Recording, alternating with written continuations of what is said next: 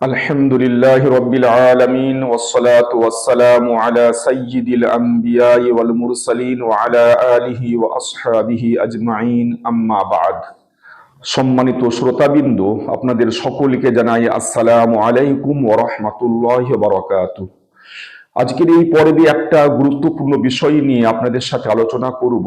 সেই বিষয়টা হচ্ছে এই যে বর্তমান যুগে যেমন মুসলিম সমাজ বিভিন্ন ধরনের হারাম কাজের মধ্যে লিপ্ত রয়েছে, সে তো আছি, তার সাথে সাথে একটা পবিত্র দিন ঈদের দিনকে উপলক্ষ করে চাঁদ রাতে ঈদের দিনে এবং তারপরেও দুই এক রাত দুই এক দিন বিভিন্ন গ্রামে শহরে যেভাবে আনন্দ উৎসবে মেতে উঠছে মুসলিম সমাজ, বিশেষ করে আমাদের যুবক ছেলেরা এবং মেয়েরা।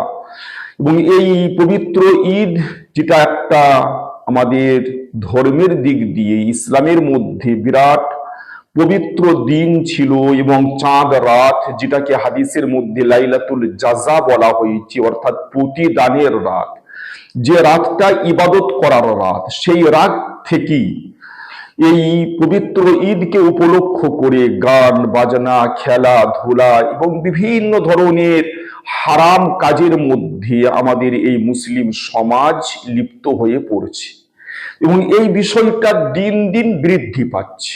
আজকে একটা গ্রাম হচ্ছে, তো পরের বছর আরো 2-5টা গ্রামে হচ্ছে। এই জন্য আমাদের সকলকে এই হারাম জিনিসটার প্রতিবাদ করতে হবে, এর বিরুদ্ধে আমাদেরকে রুখে দাঁড়াতে হবে, এবং এইগুলো বন্ধ করার জন্য রমজানের শুরু থেকেই চেষ্টা করতে হবে। আমরা দেখতে পাচ্ছি যে এই ঈদ উপলক্ষে যেভাবে বিধর্মীরা তাদের উৎসবে তোরণ বানিয়ে থাকে, মণ্ডপ বানিয়ে থাকে, এই ঈদকে উপলক্ষ করেও বহু জায়গায় আমরা খবর পাচ্ছি যে সেখানে মণ্ডপ বানানো হচ্ছে, রাস্তাঘাট আলো দিয়ে সাজানো হচ্ছে। শুধু তাই নয়, এই পবিত্র ঈদকে উপলক্ষ করে গান বাজনা, তার সাথে নাচ, মানে যত ধরনের হারাম কাজ হতে পারে সব হারাম কাজ হচ্ছে এই একটা পবিত্র ঈদের দিনকে উপলক্ষ করে। আমি একবার কোনো এক জায়গায় গিয়েছিলাম, তো সেখানে দেখলাম যে একটা গ্রামের মধ্যেই 3টে জায়গায় অনেকগুলো করে বক্স লাগানো আছে, মাইক লাগানো আছে, আর তার সাথে ঈদের পরের দিনের ঘটনা এইটা, বা ঈদের একদিন পরের ঘটনা, সেখানে ছেলে মেয়েরা নাচ গান করেছে, নাচছে গানের তালে তালে, আর এই হচ্ছে ঈদকে উপলক্ষ করে। সব থেকে তো বড় খারাপই এইটাই যে একটা পবিত্র দিনকে, একটা ইবাদতের দিনকে উপলক্ষ করে হারাম কাজ হচ্ছে।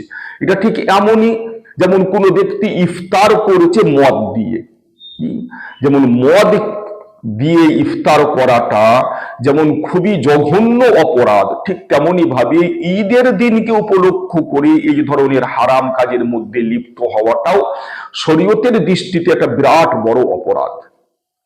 অনেকে, বুখারী শরীফের একটা হাদিস আছে যে ঈদের দিনে আল্লাহ রাসূল সাল্লাল্লাহু আলাইহি ওয়াসাল্লামের ঘরে কিছু মেয়ে দফ বাজিয়ে গান করেছিল। তো এই হাদিসের দ্বারা অনেকে প্রমাণ করে, তার মানে বোঝা গেল যে ঈদের দিন এরকম ভাবে গান বাজনা করা চলবে। কিন্তু এখানে 3টে বিষয় লক্ষণীয়। 1 নম্বর, তো আল্লাহ রসুলের ঘরে যে মেয়েগুলো গান গাইছিল সেগুলো সাবালিকা নয়, বাচ্চা মেয়ে। দ্বিতীয় হচ্ছে, তারা গান গাইছিল না, তারা কবিতা আবৃত্তি করেছিল। তৃতীয় হচ্ছে যে দফ যে বাজানো হচ্ছিল, দফটা কোনো বাজনা নয়, বাদ্যযন্ত্র নয়, দফটা হচ্ছে ঘোষণা যন্ত্র।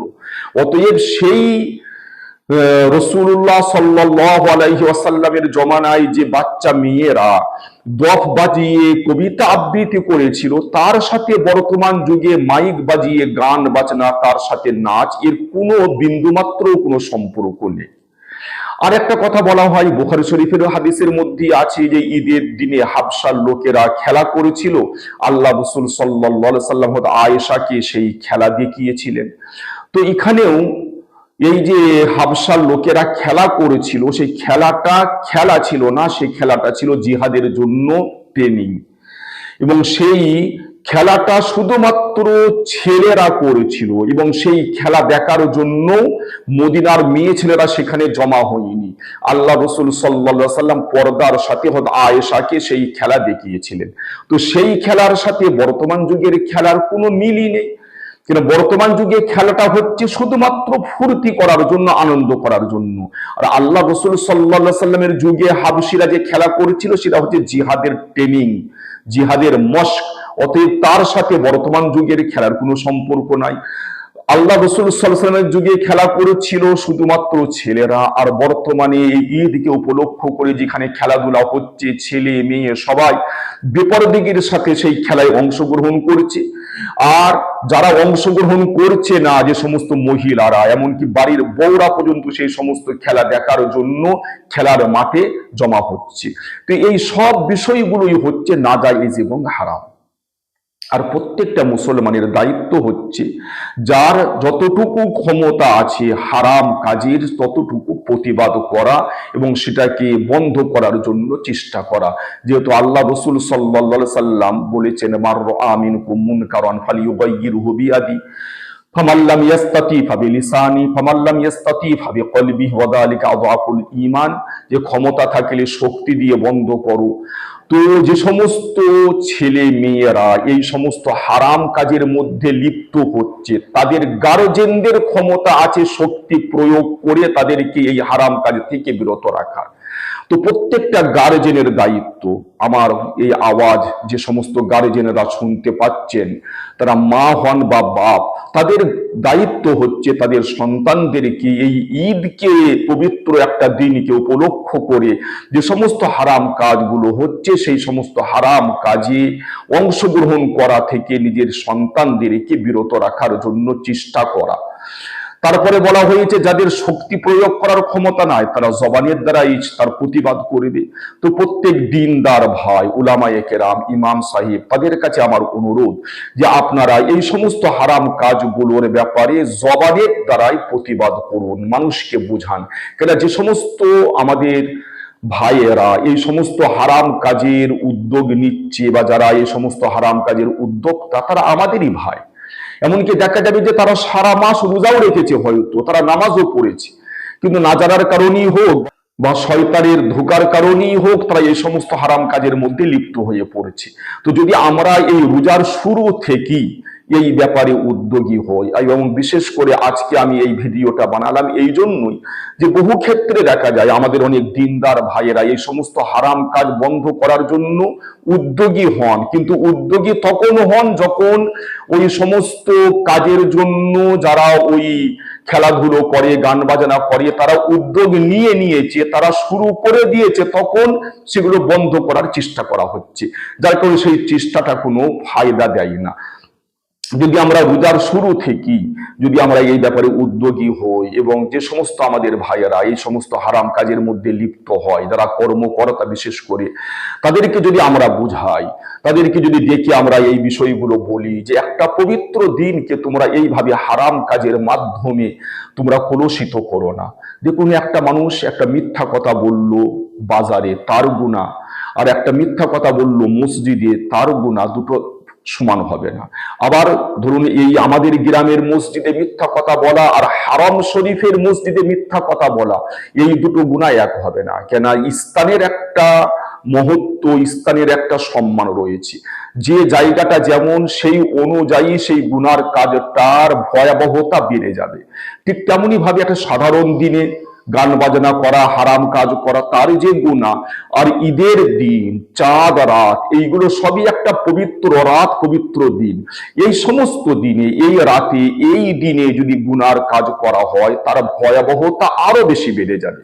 সেই জন্য আমরা আমাদের ওই সমস্ত ভাইদেরকে বুঝাই, তাদেরকে এই সমস্ত হারাম কাজ করতে নিষেধ করি। আমাদের কর্তব্য হচ্ছে চেষ্টা করার, মানুষকে হিকমতের সাথে বুঝানো, কিন্তু এর কারণে কোন রকম কোনো ফিতনা না হয় গ্রামের মধ্যে। তাদেরকে হিকমতের সাথে আমরা বোঝানোর চেষ্টা করি। ইনশাআল্লাহ যদি আমরা তাদেরকে হিকমতের সাথে বোঝানোর চেষ্টা করি, তো একদিন না একদিন হয়তো এই বছরে আমরা কোনো ফল পেলাম না, 1 বছর পরেও ফল পেতে পারি, 2 বছর পরেও ফল পেতে পারি, কিন্তু আমাদেরকে এই ব্যাপারে উদ্যোগী হতে হবে। এই ব্যাপারে আমাদেরকে একদম রোজার শুরু থেকে উদ্যোগ নিতে হবে। ওই সমস্ত ভাইদেরকে মসজিদে ডেকে তাদেরকে বুঝাতে হবে, এবং এই বুঝানোর দায়িত্ব প্রত্যেকটা মুসলমানের।